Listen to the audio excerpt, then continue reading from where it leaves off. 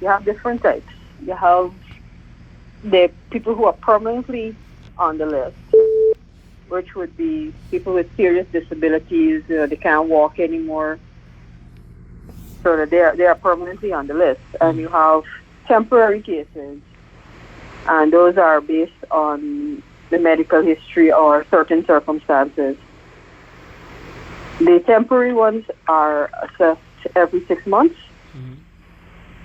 and the officers go back around, and then they come to the board with a recommendation and all the facts on each one, and the board decides whether it's renewed for another 6 months or whatever, and then we sign off on it.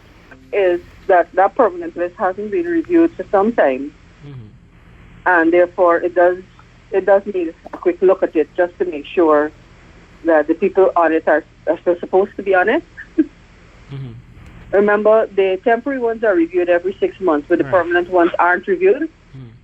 So after a while, it's only normal that you should check your list like Santa Claus.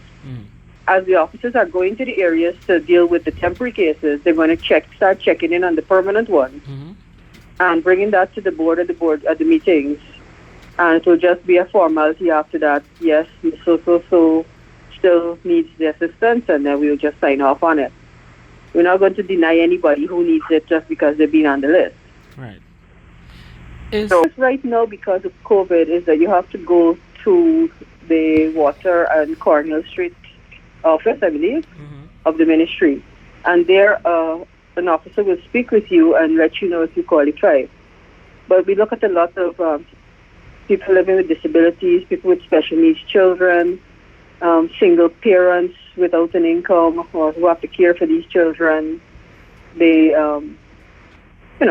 people like that who are in dire need, who are not getting any other assistance, or they're not getting pensions. Maybe they're too young to get a pension, or they're not on disability or anything, but they just need help.